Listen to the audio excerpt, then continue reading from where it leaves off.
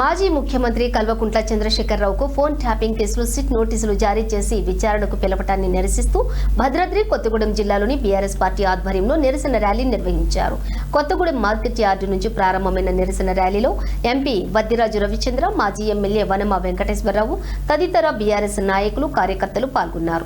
ఎన్నికల కోడ్ అమలులో ఉన్న నేపథ్యంలో ర్యాలీలకు అనుమతి లేదని పోలీసులు ర్యాలీని అడ్డుకున్నారు.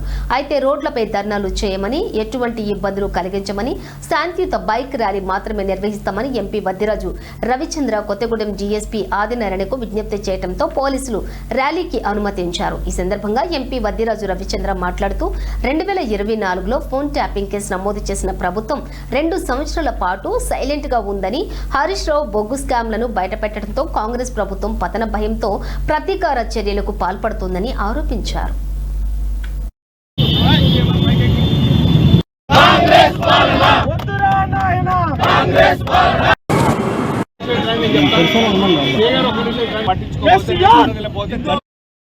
కాంగ్రెస్ ప్రభుత్వం హామీలు ఇవ్వడం చేతగాక అప్పుడప్పుడు వాళ్ళ ప్రభుత్వం అప్రదిష్ట పాలైనప్పుడు, బొగ్గు స్కామ్ వెలికి తీసినప్పుడు, లగచర్ల బాధితులను ఇబ్బంది పెట్టినప్పుడు వెలికి తీసినప్పుడు, వాళ్ళకు అవసరమైనప్పుడు ఈ ఫార్ములా కేసులు వస్తాయి, విద్యుత్ శక్తి కేసులు ముందుకు వస్తాయి, కాళేశ్వరం కమిషన్ ముందుకు వస్తుంది, ఇప్పుడు కొత్తగా టెలిఫోన్ స్కామ్ ముందుకు వస్తుంది.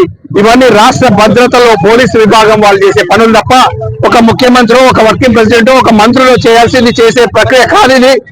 దీని ఎట్టి పరిస్థితుల్లో రాష్ట్రం ప్రజలు తెలంగాణ తెచ్చినటువంటి తెలంగాణ జాతి పిత కేసీఆర్ గారిపై నోటీసులు ఇవ్వడం రాష్ట్ర ప్రజలు తీవ్రంగా మేమందరం బీఆర్ఎస్ పార్టీ ఖండిస్తున్నాం. రాష్ట్ర ప్రజలు కూడా ఎవరికి కూడా ఇది మీరు చేసిన దుశ్చర్యను తీవ్రంగా ఖండిస్తూ తెలంగాణ రాష్ట్ర ప్రజలు ఉవ్వెత్తున ఎగిసిపడుతున్నా చూడండి జన ఆగ్రహం.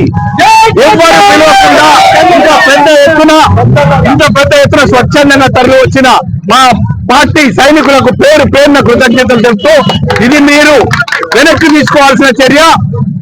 బీఆర్ఎస్ పార్టీని ఇబ్బంది పెట్టాలని బొగ్గు స్కామ్ బయట పెట్టిన మొదలుకొని హరీష్ రావు గాని, కేటీఆర్ ని, సంతోష్ రావు గాని ఫైనల్ గా కేసీఆర్ గారిని ఇరికించే ప్రయత్నం చేస్తున్నారు. ఇలాంటి వాటికి బీఆర్ఎస్ పార్టీ సైనికులు కేసీఆర్ గారు భయపడే క్వశ్చనే లేదు. మీ కేసులను వెంటనే ఉపసంహరించుకోవాల్సిందే మీరు, లేదా మాకు చట్టాల మీద న్యాయస్థానం మీద గౌరవం ఉంది. మీకు